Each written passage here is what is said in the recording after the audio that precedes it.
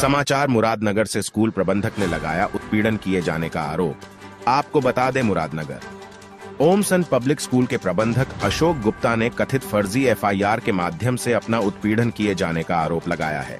अशोक गुप्ता द्वारा आयोजित press conference में बताया कि उन्होंने वर्ष 2001 में जलालपुर रघुनाथपुर की खसरा नंबर 332 के अंतर्गत 1507 वर्ग गज भूमि खरीदी थी। वर्ष 2009 में प्लॉट के पश्चिम दिशा की ओर सड़क बनाई गई। सड़क बन जाने के उपरांत मौके पर उनकी 1200 वर्ग गज भूमि शेष रह गई। एक व्यक्ति द्वारा फर्जी बैनामा 56 वर्ष पूर्व का दिखाया गया है और 2022 में एक षड्यंत्र के तहत थाने में रिपोर्ट दर्ज कराकर उन्हें फंसाया गया। उन्होंने बताया कि रिपोर्ट में उनके साथ लिखे गए नाम वाले लोगों से उनका कोई किसी प्रकार का लेना देना नहीं है। इस बारे में मेरे फोन की डिटेल निकाल कर भी जानकारी की जा सकती है।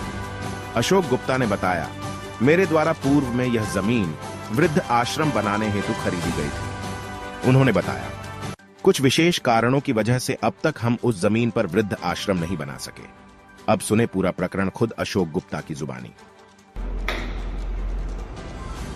जी सर, आज आपने ओमसन स्कूल के प्रांगण में प्रेस कॉन्फ्रेंस आयोजित की है।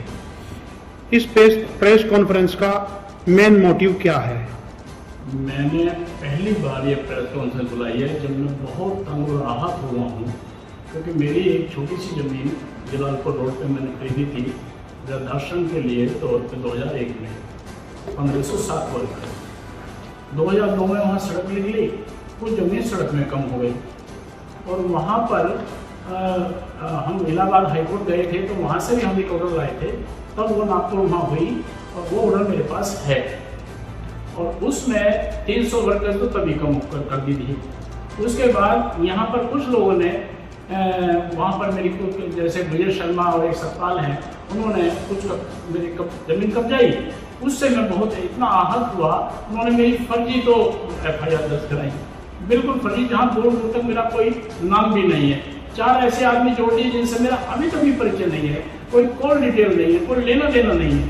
और उससे मैं तो कानून पे चल रहा था जी, और उसके हिसाब से मैं चलते इन लोगों ने मुझे इतना बदनाम किया, जगह जगह मेरे बारे में दुष्प्रचार किया है, मानसिक प्रताड़ना दी गई है और मेरा शारीरिक मानसिक इतनी प्रताड़ना हुई कि मैं उससे घबरा करके आज मैं आप लोगों के सामने हूँ। आप सम्मानित हैं, आप व्यवहारिक हैं और आप देश और दुनिया को चला रहे हैं। सच्चाई सामने वाले लाने वाले आप एक बहुत अच्छे व्यक्ति हैं, इसलिए मैंने प्रेस को आज आमंत्रित किया।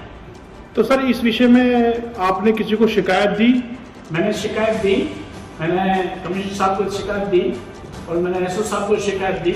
उस पर उन लोगों ने एसओ साहब को एक रिटन लेटर दिया गया कि तहसील की टीम बुलाई जाए और तहसील की टीम बुला करके और वो वहाँ से उसको निस्तारण किया जाए इनके अवैध कब्जों का, जो मैंने उसमें अपनी एप्लीकेशन में दिया था।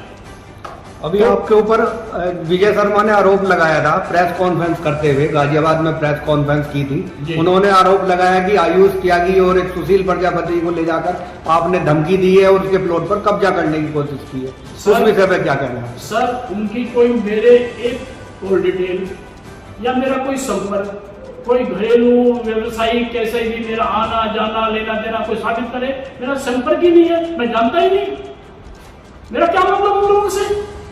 तो सर, जिस तरह से आपने रिपोर्ट थाने में प्रशासनिक अधिकारियों को दी या अन्य विभागों में दी, तो उसका क्या रिजल्ट, फलस्वरूप क्या रिजल्ट उसका सामने आया? अधिकारियों ने क्या रिपोर्ट प्रेषित की है? अधिकारियों ने एसओ साहब ने जो यहाँ से रिपोर्ट भेजी थी,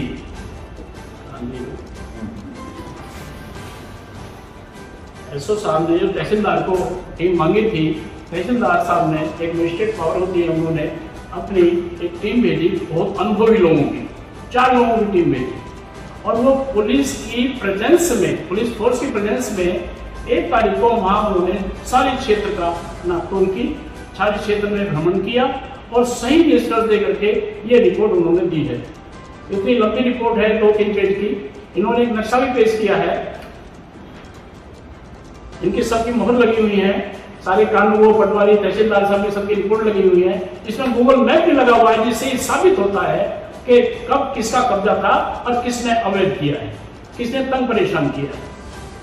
और इसमें एक नक्शा भी पेश किया है, जिसमें यह भी दर्शाया गया है कि सड़क भी अपनी जगह स्थित गलत है, सही जगह पर नहीं है, जिसमें मेरी 300 वर्ग 350 वर्ग जमीन सड़क में भी मेरी कम हो रही है, यह भी दर्शाया गया है। तो पूर्व में आपकी कितनी जमीन थी पहले? मेरी 1507 वर्ग गज थी, जो मैंने 2001 में खरीदी थी वृद्धाश्रम बनाने के लिए, लेकिन उसमें काम नहीं हो पाया आज तक, पैसे के अभाव में या दूसरे अभाव में। रिपोर्ट उन अधिकारियों ने क्या दी है? उन अधिकारियों ने जो यहाँ से रिपोर्ट सबमिट की है तहसीलदार साहब को, और तहसीलदार साहब ने एसओ साहब को सबमिट कराई है। वो हर रिपोर्ट एसओ साहब के पास है, उसे आप जाके देख सकते हैं, परख सकते हैं, और उसके अनुसार ही मैं चाहता हूँ न्याय के रूप में काम हो, सही काम हो। मुझे तो गलत काम से कोई लेना देना नहीं है, पर मेरी छवि बहुत खराब की गई है, मुझे जगह जगह बदनाम किया गया है, मुझे गुंडा बदमाश बताया गया है, मेरे ही चीज और मुझे गुंडा बदमाश बताया जा रहा है। मैं एजुकेशन का आदमी, शिक्षा में मैंने काम किया है, हमेशा काम किया है, लोग दूर दूर तक मुझे जानते हैं। मेरा असभ्यता से मतलब क्या है, लेना देना क्या है? ये आपकी जो इसमें 1507 वर्ग गज थी, और सरकार ने जो सड़क में चली गई, आपने सरकार के खिलाफ नहीं इनको कहा कि आप मेरी? हाँ, हमने कहा है, वो चल रहा है, वो पूर्ति कराने के लिए उसमें व्यवस्था है, वो देखेंगे जब होगा, निर्णय होगा। हम इंतजार कर रहे हैं। आपके आधार पर जो अधिकारियों ने दी, तो उन्होंने आपको जो अंकित कर दी जमीन उतनी है, उसके पश्चात भी उनका कब्जा कैसे हो गया? ये तो उनके अनुसार नहीं हुआ, वो तो पहले ही किया उन्होंने एक रिपोर्ट तो आपके फेयर की है, आपकी सुरक्षित जमीन है। ये रिपोर्ट तो मेरे पास पहले भी थी, पहले मेरे पास दूसरी थी, अब ये लेटेस्ट है। सर मैं ये कह रहा हूँ लेटेस्ट है, इसमें 1200 गज है आपकी या 1100 गज है, उसके बाद में कब्जा आपका है उनका है? इस समय कब्जा मेरा नहीं है, कुछ जमीन पर है, कुछ कोनों पर उन लोगों ने अवैध कब्जा किया हुआ है, जिसकी वजह जो इस रिकॉर्ड में स्पष्ट लिखा हुआ भी है।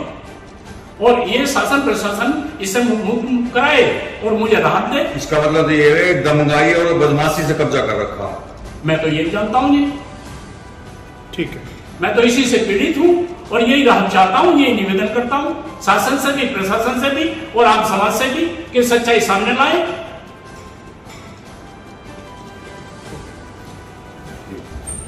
आपने कहा कि आपका कब्जा था उसके ऊपर, सरकार ने आपको कब्जा कराया था 1200 वर्ग गज पे।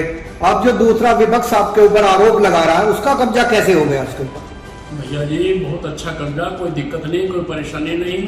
पता नहीं कौन सी चाणक्य नीति से इन्होंने अपनी दबंगई से मेरी 2 FIR कराई, बिल्कुल फर्जी। एक ही दिन में वो FIR हुई है, और उसमें FIR में ऐसे 4 लोग मेरे साथ जुड़े जिनका मेरा आज तक भी संबंध नहीं है।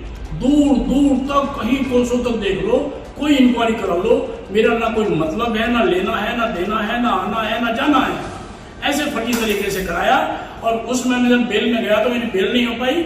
जैसे ही मैं अंदर गया तब इन्होंने अपनी दबंगई से कब्जा कर लिया।